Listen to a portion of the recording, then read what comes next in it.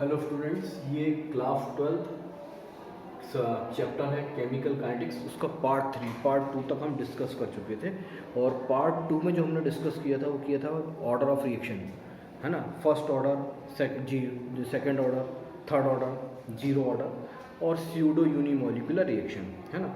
Order मैंने आप लोगों को बताया था जैसा पहले कि एक रिएक्शन कितने रिएक्टेंट की एक्टिव मास पर डिपेंड करती है, वो क्या कहलाता था, उसका ऑर्डर। एक रिएक्टेंट की एक्टिव मास पर डिपेंड करती थी तो फर्स्ट ऑर्डर, दो रिएक्टेंट की एक्टिव मास पर डिपेंड करती थी तो सेकंड ऑर्डर, तीन रिएक्टेंट की एक्टिव मास पर डिपेंड करती थी तो थर्ड ऑर्डर। और जो एक्टिव मास से इंडिपेंडेंट थी वो क्या थी, जीरो ऑर्डर। और जो दिखती दो ऑर्डर की थी पर वास्तव में वो एक ऑर्डर की रहती थी, उनको हमने क्या बोला था, सूडो यूनिमोलिकुलर रिएक्शन ना। अब हम इसको कंटिन्यू करेंगे आगे। तो आगे जो है हमारा पार्ट है वो है एलिमेंट्री रिएक्शन, है ना। क्या होती है एलिमेंट्री रिएक्शन? ऐसी रिएक्शन जो केवल एक स्टेप में होती है उनको हम क्या बोलते हैं, एलिमेंट्री रिएक्शन। या अगर हम सिंपल वे में बात करना चाहें तो reaction which takes place in only one step is called elementary reaction. ठीक है, तो यही लिखा है, reaction which takes place in one step is called elementary reaction. ठीक है, और जो जब कोई रिएक्शन एक से अधिक स्टेप में होती है ना, तो उसे हम क्या बोलते हैं, कॉम्प्लेक्स रिएक्शन। तो आगे जो बोला है उन्होंने, वो बोला when a sequence of elementary reaction gives the product the reaction is called complex reaction. तो अगर कोई रिएक्शन एक से अधिक स्टेप में हो रही है तो उसको हम क्या बोलेंगे, कॉम्प्लेक्स रिएक्शन। आगे हम देखेंगे मॉलिक्यूलरिटी, है ना।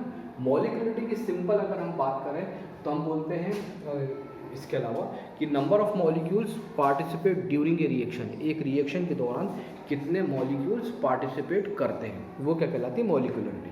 ठीक है, तो the number of reacting species, molecules, atom or ion taking part in an elementary reaction which must collide simultaneously in order to bring about a chemical reaction.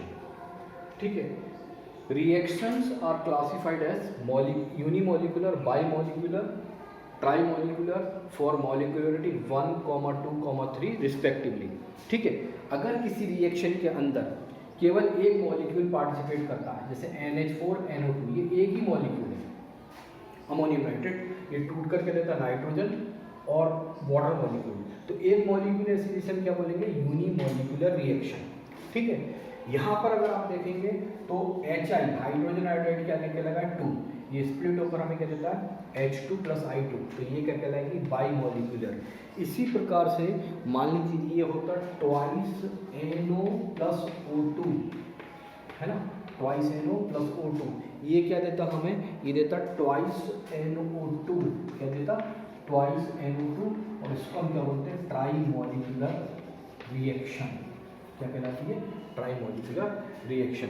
तो रिएक्शन हमारे पास, ये तो रिएक्टेंट है ना, और ये हमारे पास जो पार्टिसिपेट करेंगे वो क्या कहलाएगी, मॉलिक्यूलरिटी। जैसे अमोनियम नाइट्रेट क्या कुछ एक था तो यूनिमोलिकुलर, यहाँ पर 2 था तो बाई मॉलिक्यूलर, यहाँ NO के रिस्पेक्ट में कितनी मॉलिक्यूलरिटी है, 2, और ऑक्सीजन के रिस्पेक्ट में कितनी मॉलिक्यूलरिटी है, 1। ठीक है, तो ये वाली बात थी काय की, मॉलिक्यूलरिटी की। Number of molecules which participate during a reaction is called molecularity. अब हम इसको आगे कंटिन्यू करें।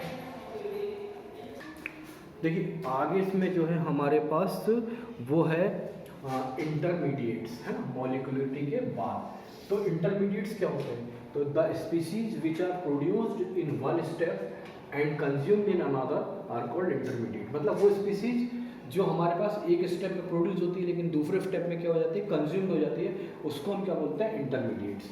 फिर अगली हेडिंग है mechanism of a reaction.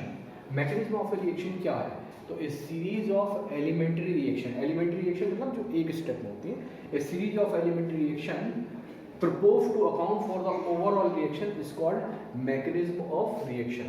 The overall rate of the reaction is controlled by the slowest step in the reaction and is the rate determining step, है ना।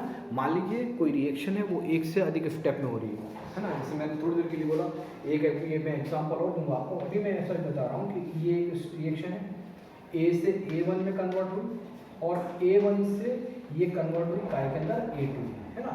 ये स्टेप हमारे पास क्या था, फास्ट था, और ये स्टेप हमारे पास क्या था, स्लो था। तो जो स्लो स्टेप रहता है उसी से हम क्या कर सकते हैं, रेट का रिएक्शन का रेट पता कर सकते हैं। ठीक है ना, अब इसको आगे करते हैं, कंटिन्यू।